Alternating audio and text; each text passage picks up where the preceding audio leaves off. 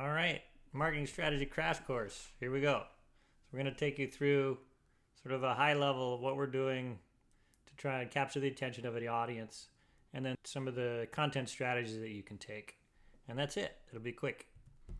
So this is an adaptation of this guy Bill Shander, who's a LinkedIn coach, and he had a slide up that I enjoyed that sort of talked about the audience funnel and the 4x4 knowledge content grid.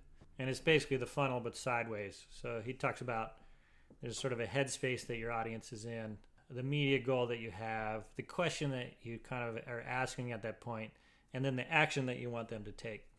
So he likens this first stage as the water cooler stage, where you're asking somebody, hey, have you seen this? Are you aware of this? And you should check it out. That's sort of the phase where you're sort of sparking curiosity. And then the next phase is the cafe. This is where you sort of decide that you're going to take an intent to view. Have you tried this thing, this brand, this piece of content, this show? And your action there is you want to try and have them sample the product. At the cafe, you give that little cookie away and people enjoy it, and then they buy the whole thing, or they buy a little bit more, or they sort of experience your brand in a way that gets them engaged. And then you move into the research library. So this is your affinity phase and your media goal. Would you like to know more about this thing? So this is where people go on their binges and their deep dives, and they research everything about that refrigerator or that movie or that TV show or behind the scenes, or really trying to decide whether this is the right product for them and whether they're going to enjoy it long term. And then you get into the lab, and this is the real deep level engagement. This is like, would you like to interact with this product? This is your fandom, your user generated content, really taking their brand and making it their own and bringing it into their sort of lifestyle, if you will. And all of these phases are most successful when they're driven by storytelling. So it's not just enough to present data, but you want to present it in a way that's compelling enough for them to sort of move down the chain to try that next level. And then we're going to get into this sort of the way that you think about your decision matrix, your decisions around how to style your content and when. And if we're talking about our funnel stages, we've got your unaware, aware, casual fan, and super fan. Your creative objective at each stage is basically the opposite. So if you're unaware, you want to bring them awareness. If you're aware, then you want to make sure they have intent to view. If you're a casual fan, you want to kind of build that affinity. And if you're a super fan, that's where you're sort of capturing the loyalty around your brand for them to kind of come back and experience it again. When you're thinking about paid media, your unaware bucket is typically sort of a broad paid strategy. You sort of want to reach as many people as possible, figure out where your niches are. And then when you're in that intent to view, this is a little bit more targeted. You sort of have an audience in mind, or a persona in mind, or a demographic in mind, and you're targeting it towards those specific people. And then the casual fan, this really doesn't exist. It used to, but the theory is that everybody who has liked or followed or shared or engaged in your content, you're reaching all of them.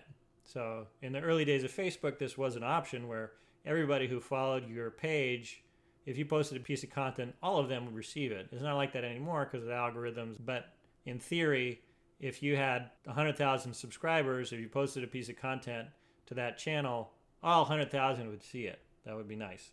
And that should be a paid product, I think. That would be fun.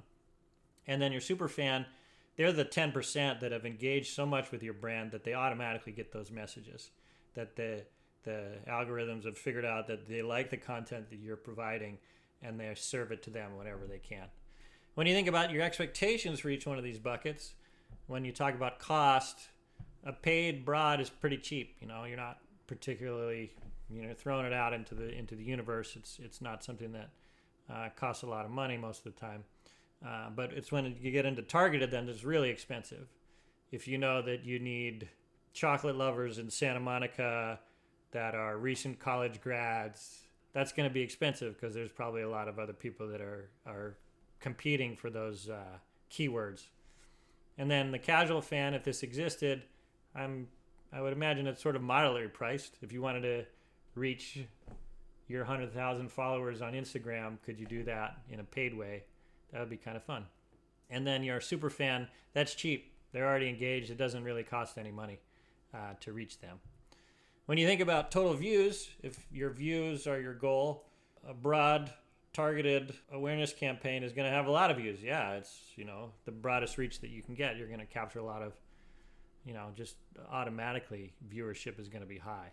Your intent to view people, that's a little harder. If you do the creative well, you got a chance to kind of capture a lot, but you're automatically your audience is more narrow. It's a certain demographic, a certain group. So your expectation is that you're sort of middle of the road of total views. Your affinity people is even smaller because that's a subset of the subset of the subset. And then your superfan is a really small audience. So your total views when you're going after affinity and loyalty is a lot smaller, but they're more engaged. So when you look at the audience quality, it's the inverse. The quality of a broad sort of scatter campaign is not going to be that good. The audience is going to be garbage. A lot of people are sort of bots or whatever, the stuff that you're not really interested in capturing their attention. You just don't know who you're going to get. And then your targeted, it's also going to be pretty low. It's unless you have a really good piece of creative, the targeted is sort of hit and miss. Your expectations are low that you're going to get some good quality audience. If you've done your creative well, then maybe, yeah. Your casual fan, obviously, the affinity there is going to be pretty good quality, better than your broad campaign. And then your super fan is the best quality there is. I mean, those people are already engaged. You know that they're really going to enjoy your content, and they're real people, hopefully, by then. And then retention is sort of the same way. A lot of people, that broad campaign, they're not going to watch the ad all the way through. The targeted people, if you've done your creative right, yeah, but that's a smaller subset. Same thing. As you're getting into affinity, you're going to get a little bit longer retention because they've already sort of opted in a way. They already want to kind of see your content. That they performed an action at some point during the process. And then your super fan, they love it. Send them everything. They're going to watch it all the way through to the end. They're going to watch it 10 times. They're going to share it with their friends. And you get into engagement on that side. The broad campaign's not going to have that much engagement. You're not going to expect a lot of likes, comments, shares there. Your targeted campaign, hey, if you do it well, it'd be great to get a like. Your casual fan affinity level, like a comment maybe if you really did a good job. And then your super fan, that's likes, comments, shares, remixes, all the other stuff that your loyal audience does with your content. And so when you're thinking about the funnel is like sort of two phases. Your awareness and intent to view is sort of one bucket. And then you cross this conversion opt-in line to affinity and loyalty. And that's where you're sort of retaining the audience. So I like thinking about it as sort of that initial set of effort and then the sustaining set of effort. Typically, the value proposition here is when you're growing an audience, when you're moving them to be aware of your brand, that's more value for the brand. The more money you spend there, the more it's good for you. And then when you're in affinity and loyalty, that sort of tips the scales more towards the product or a partner. So if you have a really engaged audience, that's valuable for a brand partnership. So another brand wants to partner with your brand to reach your audience. And that's a lot of what the influencer efforts are happening right now, is that they like that you have a real audience that's engaged. They'd rather partner with you to get their brand message out there because it has more value and there's more of a chance that they'll actually convert, do an action based on your recommendation. It's like a friend telling you that they like your product. When you're thinking about optimization, when you're thinking about the content style, your awareness campaigns are short. You're really just trying to get your brand out there, your logo, your key message, whatever. It's the shorter, the better there. When you're in the awareness phase, it can be a little longer. 15 to 30 is usually the sort of the ad buys at that point. The casual fan can handle a little longer content. Both of those sort of, you want to kind of some kind of CTA at the end for the intent to view. That's where you want to kind of put them to do something. Same thing with the casual fan. Go check out this episode. Go check out this new thing that got released.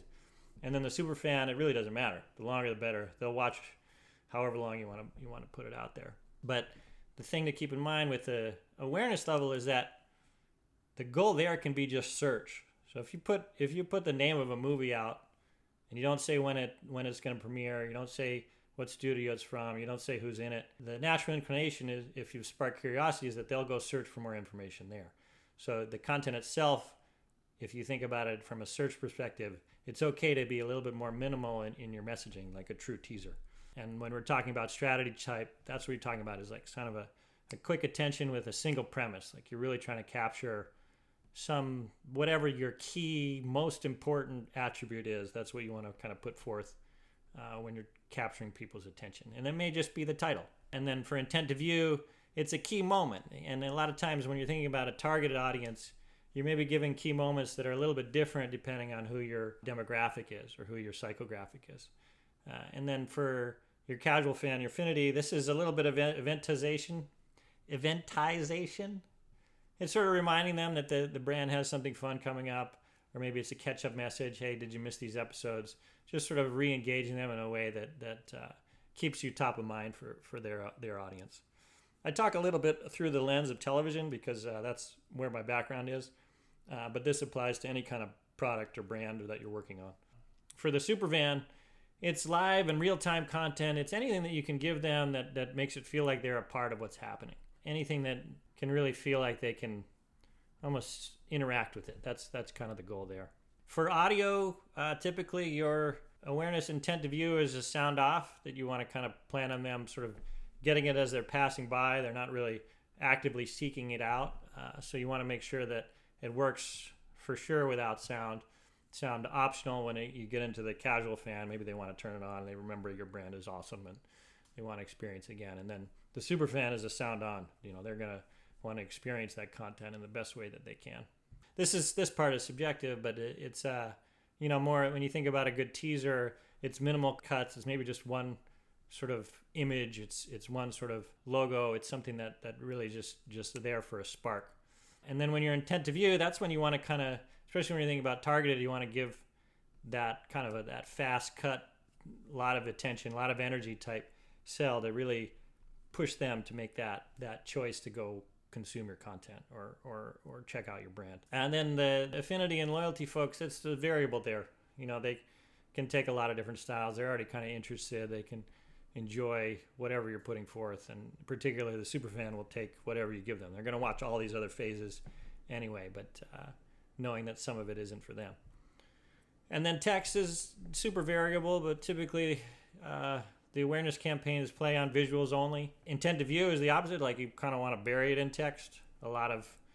This is where captioning comes in. This is where that's kind of bold in your face, like right over the talent, kind of tune in kind of sells. And then their affinity folks, some text, and the loyalty doesn't really need a lot of text. They're going to watch no matter what. That can be a little bit closer to original content. And some examples here, you think about your awareness folks are getting pre-roll bumpers and program IDs and visual teasers.